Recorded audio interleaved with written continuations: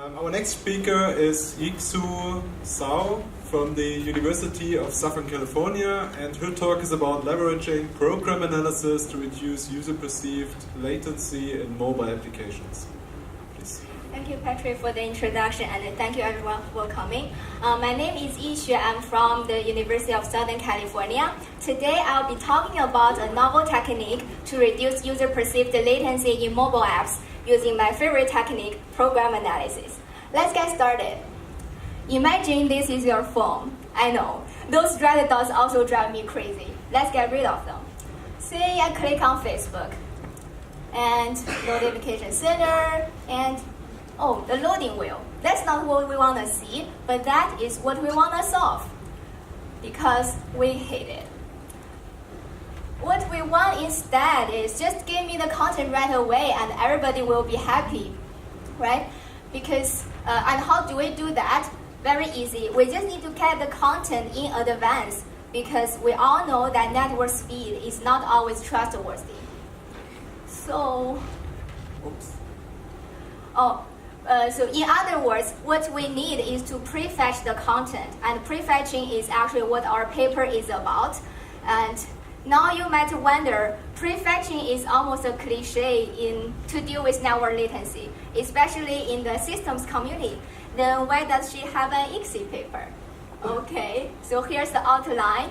I will address your concern first by talking about the existing prefetching techniques and compare them with our technique, Paloma. And then I will show you a concrete code example to show how exactly Paloma works. And then in the end, I will show our evaluation results and conclude with summary and takeaways. So, existing works can fall into one or more of the following categories. Server-based techniques rely on the server, but nowadays mobile apps are actually decentralized. So we might not have the access to the third-party servers that those mobile apps depend on. So they are not accessible. And human-based techniques provide some sort of APIs for the developers to specify what to prefetch. And this process can be manual and very error-prone. And history-based techniques, of course, rely on historical data. So it is very time-consuming to gather the data and learn from it. Domain-based techniques are domain-specific, so they are not general, cannot be applied to any domains. What can we do? So of course, here comes our solution. Paloma. In our work, Paloma directly targets all of the four limitations we just mentioned. It is client-only, automatic, no historical data required, and domain-independent. That sounds very ambitious. So how did we do that? The key idea is actually very simple by using program analysis. That's not a bug. That's because Paloma means dog from Latin. Okay, so the idea came to me when I was taking program analysis class. See, all the app functions are actually very predictable because they're written in the code, right? So why bother analyzing any external information to predict what to prefetch, but forget about the code itself? So you remember our Facebook example? Actually, we already know what unread notifications are at a notification center. Then why don't we just prefetch them before clicking on one?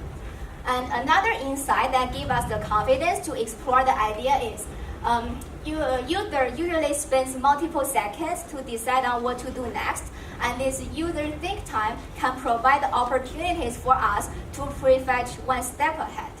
So, with that in mind, we designed a Paloma that first performs static analysis to analyze the original app and extract some useful information regarding what to prefetch and when to prefetch.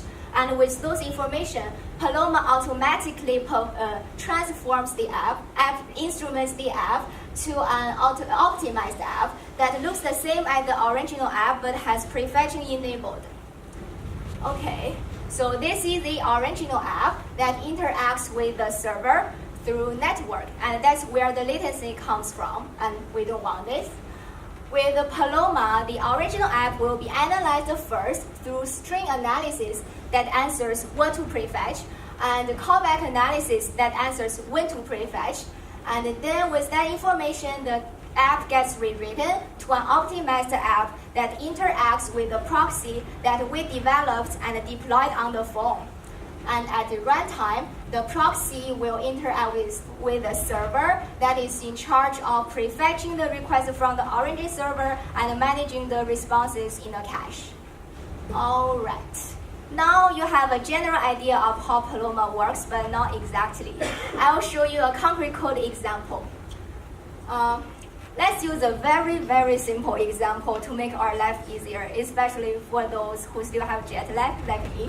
So this is an event app, and you can choose the city from this drop-down box. And when you click submit and loading, of course, then it will return the top event that happens in that city. This is real data, by the way. So in this example, our objective is we want to send an event query right after the city is chosen and before the submit button is clicked. So in order to understand how Paloma does this, let's understand the original code first. There are three important callbacks. First, when the page is created, onCreate callback will be called first. And if the user selects a city name, onItem selected callback will be called, and the city name will be known at line 7. And if the user clicks on submit, onClick callback will be called, and it will send the request to get the event data at line 16. Okay, so now recall the workflow I just talked about. I'll walk you through with the 4 phases with our code example that we just talked about. Okay, as we mentioned before, string analysis focuses on what, and callback analysis focuses on when. To be more specific, string analysis analyzes the URL value because we can only prefetch when the URL is known, right? So it first identifies the URL spot that creates a URL object based on a string. And if the string is static, then we interpret its concrete value by reusing a tool from our neighbor lab at UIC.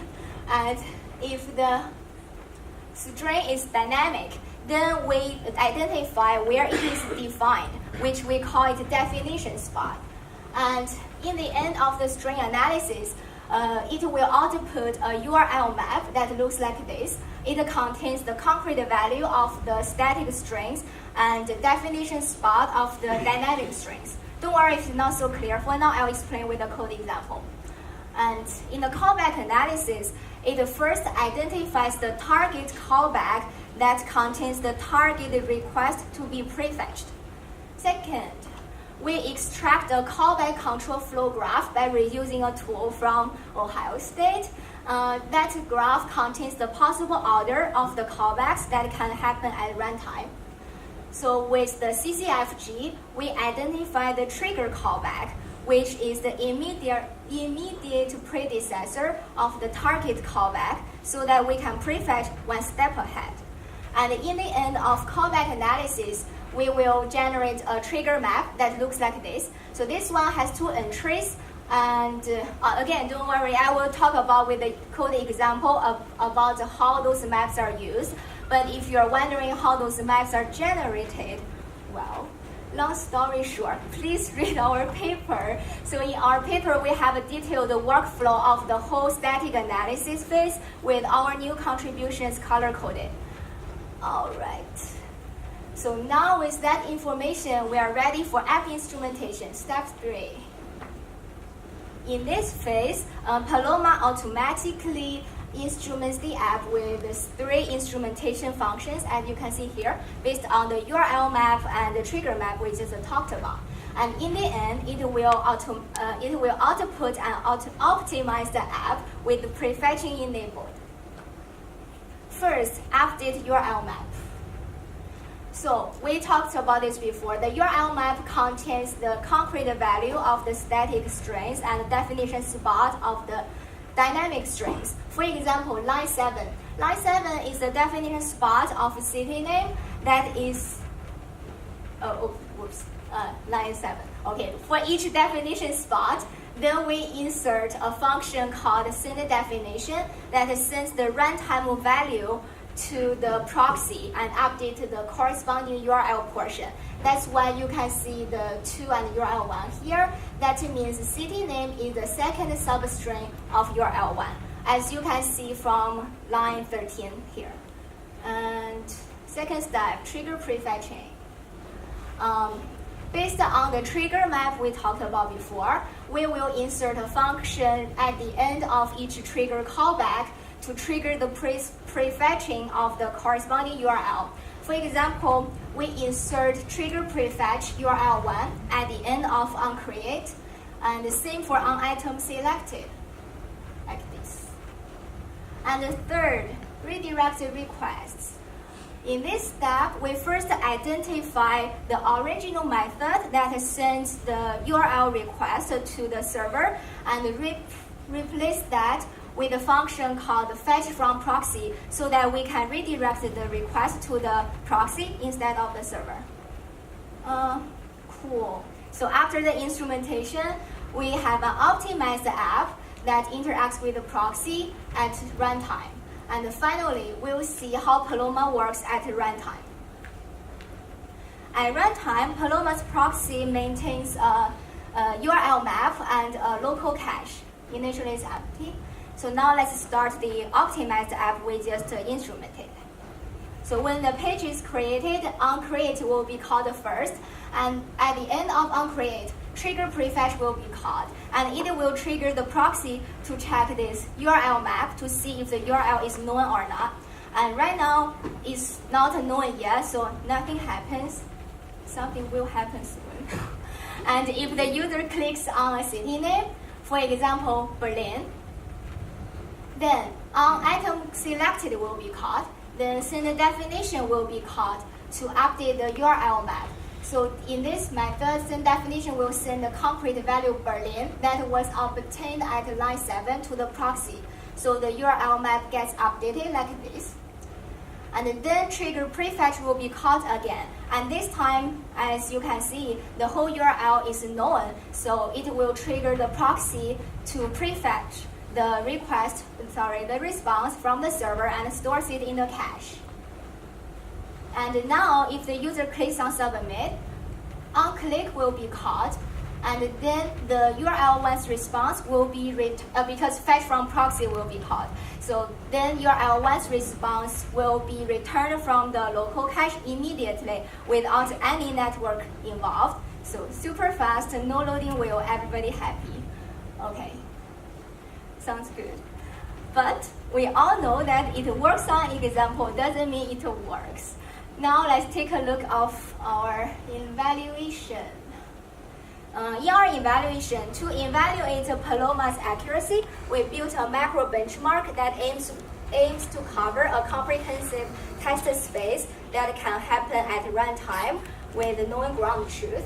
And the effectiveness is evaluated on both macro benchmark and 32 real apps from Google Play. And in the macro benchmark, we constructed 25 test cases where the number of dynamic value of a URL and the number of definition spots of each dynamic value are all no more than 2. And as explained in our paper, 2 is actually sufficient to capture all the conditions that may occur even with larger numbers. And this diagram contains all the 24 cases where the URL contains dynamic value. And the one remaining case is the simplest one where the whole URL is already known statically. So it's not in this picture. And depending on the location of the definition spot compared to the trigger point, a trigger point is when we do prefetching, each case can be divided to prefetchable or non-prefetchable. And within prefetchable, each case could be hit or non-hit. For example, this is a hit case, which means the request is prefetchable and the response is used because the definition spot is before the trigger point, so we know the URL when we do prefetching. And this is a non-prefetchable case because the definition spot is after the trigger point. And this is a non-hit case which means the request is prefetchable, but the response is not used. That's because there's a new definition spot after the trigger point, so the URL gets updated after prefetching. Okay. And our paper has all the detailed results of the 25 cases we just talked about. In the interest of time, please read our paper. And the Paloma achieved 100% accuracy in all the 25 cases, which means all the prefetcher requests are prefetchable and all the prefetchable requests are prefetched. And the effectiveness is, on average, Paloma almost completely reduced the latency down to 0, and the average overhead is very minimal. Oh, I forgot to show it, but yeah, here's the detailed numbers. And this is the information of the subject apps in our market app evaluation and our evaluation environment. Here's a summary of the results across all 32 subject apps. And runtime requests means the number of requests that are triggered at runtime, and the hit rate means how many prefetched requests are used. And latency reduction is how much response time is reduced in the hit cases. And as you can see, on average, Paloma achieved a significant latency reduction with reasonable hit rate. To summarize, we have a problem with hit that is mostly researched in the systems community, but with limitations that cannot be applicable to today's mobile apps directly. So, So that's what I was talking about. So as a researcher in ICE community, we jumped in and introduced a novel prefetching technique by using program analysis, which is Paloma that is client-only, automatic, domain-independent, and no historical data required, with significant latency reduction and negligible overhead. What's more important is we lay out the foundation for program analysis-based prefetching techniques with rigorous formulation of prefetching scenarios and comprehensive reusable macro benchmark. And last but not least, shout out to my dear co-authors, Marcelo, Yingjun, and my advisor, Nino. And also, I really want to thank Professor Haofang from UIC, Professor Rontu from Ohio State, and Professor Zhu from University of Rochester, along with their research groups, and our sponsors. Thank you. I'm happy to take any questions. Thank you too. So are there any questions?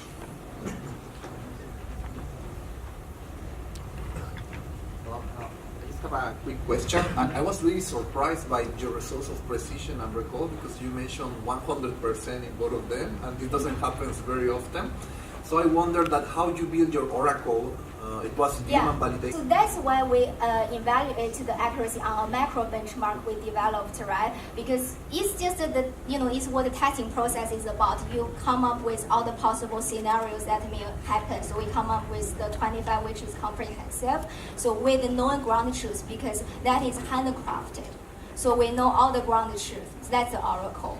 And do you want to know more? So for the real apps, because we don't have the grounded truth, especially for the static analysis, as you know, like unsoundness of that, obtaining the ground truth could be very time consuming and also error prone, so we don't want that. That's why we constructed that case to evaluate the accuracy.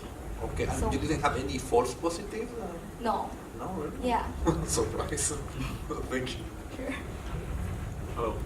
Yeah, very cool work. So I'm just curious about the overhead. I mean, I'm a massive Android smartphone users, and mostly I feel that phones start to be slow. It's because of the memory problems. I mean, I open a lot of apps, then their memory things. Yeah. Then your approach comes with like a cache or everything. They actually probably will use a lot of memories, and for sure that will help for the preload on the pages. But how is that like used for real phones, and this Right. finance. So if your phone have like some memory issues, so we directly target the performance. We want to maximize that with little latency, right? And actually in our, give me 1 second. So when you talk about the overhead, we evaluated the overhead of all the instrumentation method. So this one, so we instrumented 3 functions, right? So this is the overhead of each function. So that's the only overhead actually we introduced. And it's very minimal, it's in milliseconds, it's not noticeable to the user. So the other parts are just the same as the original app. So if there's, I don't know, it's slow, it's not my problem. So as you can see, so the overhead is very minimal. And when you talk about memory, so another thing is in our current form of implementation, Paloma maintains a very, very small cache in memory, and it gets deleted every time when the user, quit the app. So, and also the prefetching is just 1 step ahead, then it gets deleted, so it's very, very small. Okay, Yeah. Final question. Hi. So a lot of times HTTP requests actually do something like send a message or place a delivery order that you don't want to happen until the user actually hits the button. Do you have a way to differentiate the ones that are safe to prefetch or not? Yeah, that's a very good question. So in this work, of course, there are side effects of some requests, like I don't want to pre-order something for you, right? So in this work, we only target the GET requests. So it doesn't have the side effects, and as you know, RFC said that the GET request is no side effect, blah, blah, blah. So yeah, that's in this work, and we don't believe it's a good idea to prefetch for others, like a post method. So in this work, we only focus on GET, and we actually have a subsequent follow-up study, but due to double-blind policy, basically, okay, I don't think I can say much. Thank you. Okay, thank you. Mitsu also brought a poster, and she's here available for further discussion then at the end of the session.